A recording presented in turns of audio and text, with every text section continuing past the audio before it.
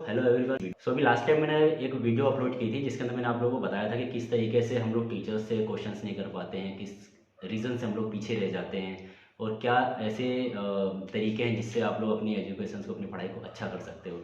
ठीक है, तो वो तो बहुत छोटी शॉर्ट वीडियो बनाई थी मैंने, तो उसमें बहुत ज़्यादा मैंने आप लोगों को एक्सप्लेन नहीं किया था।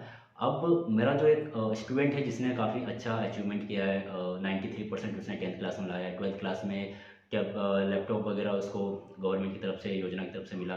ठीक है, उसके बीच में भी उसने कई सारे अचीवमेंट्स लिए हम लोग के साथ रहकर।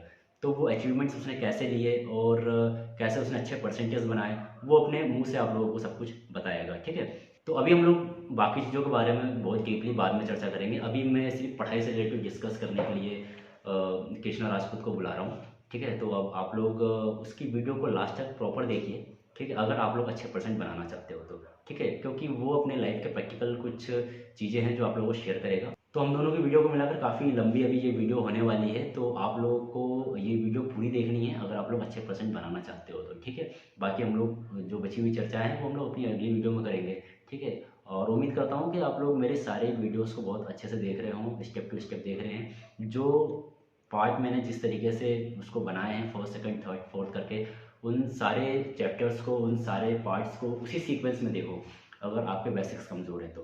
ठीक है।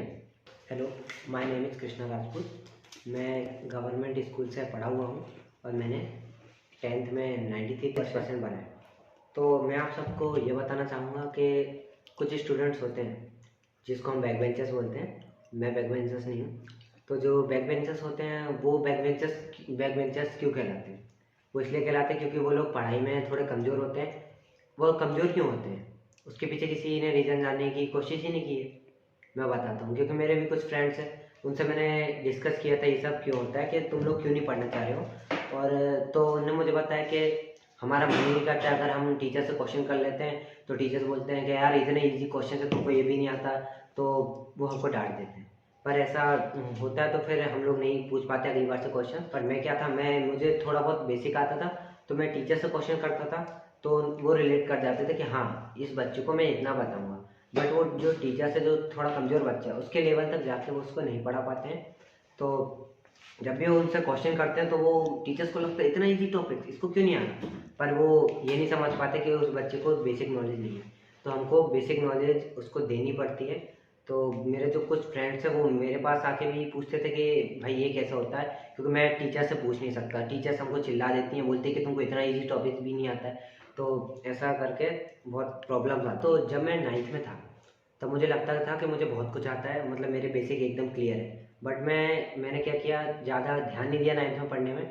उसके बाद जब मैं 10th में आया तो कुछ टाइम तो मुझे ठीक लगा कि बढ़िया चल रहा है। बट फिर क्या होने लगा, मेरे कुछ बेसिक्स वीक थे, तो मैं क्वेश्चंस नहीं कर पाता था। फिर मुझे ऐसा लगा कि मुझे कोई कोचिंग ज्वाइन करनी चाहिए। तो वो एक कोचिंग में जाते थे, मेरे घर से बहुत पास में ही थे, एक मोहल्ले में कोचिंग थी। तो वहाँ एक सर पढ़ाया करते थे, वो बहुत छोटे लेवल पे कोचिंग चलती थी, एक मोहल्ले में बस्ती टाइप की थी।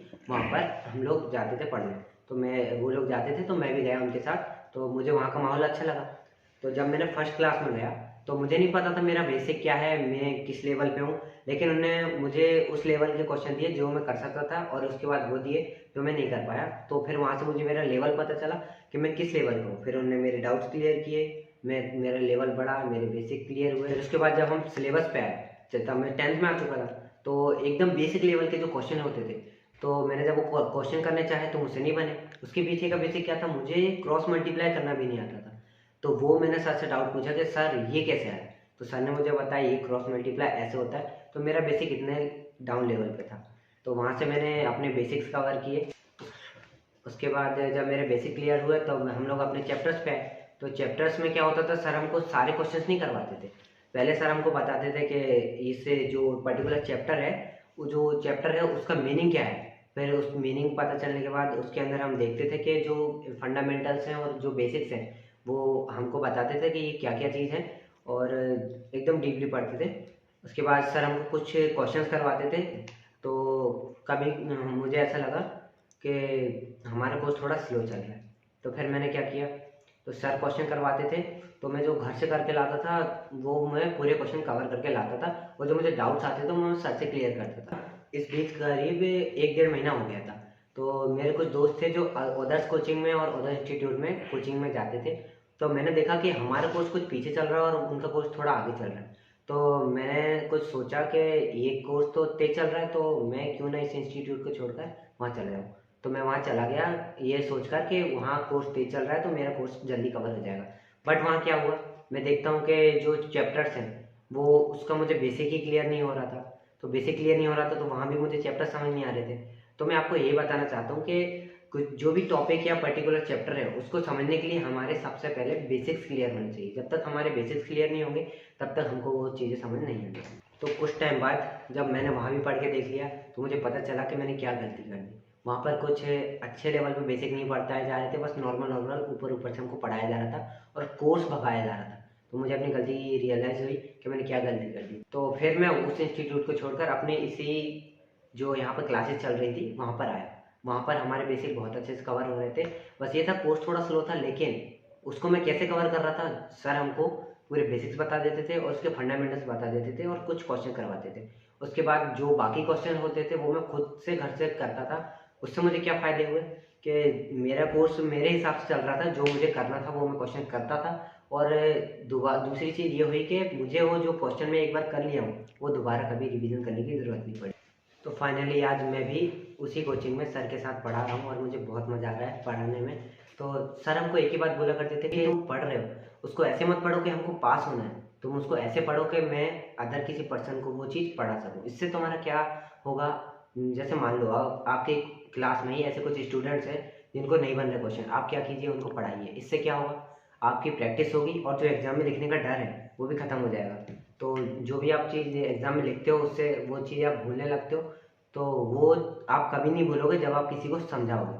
तो जब भी मैं किसी को पढ़ाने बैठता था तो ये मेरा एक्सपीरियंस है कि मान लो कोई एक क्वेश्चन है, उस क्वेश्चन को मैंने खुद सॉल्व किया तो मुझे जितने भी डाउट है वो सब मैंने क्लियर कर लिए। लेकिन जब मैं किसी अदर पर्सन को वो चीज़ समझा रहा हूँ तो उसका एक ऐसा क्रॉस क्वेश्चन कोई ना कोई आ ही जाता था जो मेरे दिमाग में नहीं आया होता है। तो वो जो क्वेश्चन वो डाउट पूछता था उसको करने के लिए फिर मुझे सॉल्व करके देखना पड़ता था। तो इससे क्या होता था, मेरा जो क्वेश्चन को लेके वो बेसिक था वो और स्ट्रांग होता गया। और इसके बाद मैंने पढ़ाना जारी रखा। फाइनली मैंने अपनी 12th कंप्लीट कर ली और मैं उस योजना के अंतर्गत आ गया जिसे लैपटॉप वितरण योजना कहा जाता है। उसमें हमको 25,000 रुपीज़ दिए जाते हैं, तो वो पैसे मुझे मिले। तो आज के लिए इतना ही। Thank you.